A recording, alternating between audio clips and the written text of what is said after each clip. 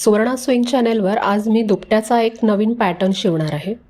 बऱ्याच दिवसांपासून मला हा दुपट्याचा पॅटर्न शिवून बघायचा होता, तर आज म्हटलं शिवून बघतेच आहे तर ह्याचं शूटिंगसुद्धा करून टाकावं। ह्याच्यासाठी मी नवीन ड्रेस शिवून उरलेले जे कापडाचे तुकडे असतात ते वापरलेत। संपूर्ण कपडे नवीन आणि न वापरलेले आहेत। हा पॅटर्न दिसताना थोडा अवघड वाटतो, असं वाटतं खूप वेगवेगळ्या आकाराचे त्रिकोण जोडावे लागले असतील, पण तसं नाही आहे। हा पॅटर्न शिवण्याची एक पद्धत आहे, एक छोटीशी ट्रिक असते आणि त्यानुसार मी हे शिवलं आहे आणि ते तुम्ही पुढे व्हिडिओमध्ये बघालच। आतमध्ये घालण्यासाठी हा मी टर्किशचा टॉवेल वापरते आहे आणि त्याची साईज काय घेतली आहे हे तुम्ही स्क्रीनवर बघू शकता।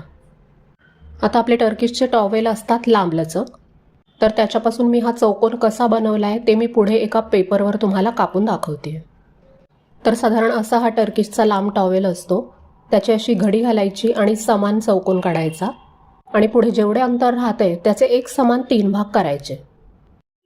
हे कट केल्यानंतर जोडताना सुद्धा मी एकावर एक ठेवून जास्त जाड घडी किंवा जोड येणार नाही अशा पद्धतीने जोडणार आहे।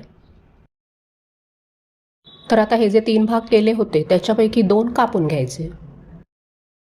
ह्या उरलेल्याला पुन्हा 2 भागांमध्ये कापायचे आणि त्यानंतर हे 2 पीस आडव्यामध्ये जोडून घ्यायचे।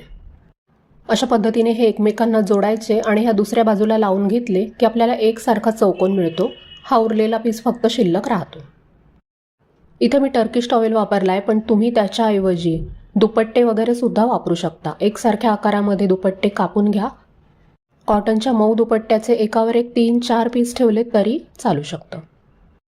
आतमध्ये घालायला ज्या आकाराचा पीस कापलाय त्याच आकाराचा मी हा दुसऱ्या साईडला लावण्यासाठी कपडा शिवून घेतलाय।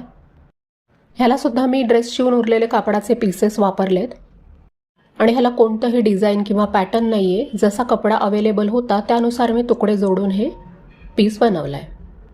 ह्याच्यानंतर पॅटर्नसाठी आपल्याला काही ठराविक आकाराचे चौकोनी पीसेस लागणार आहेत।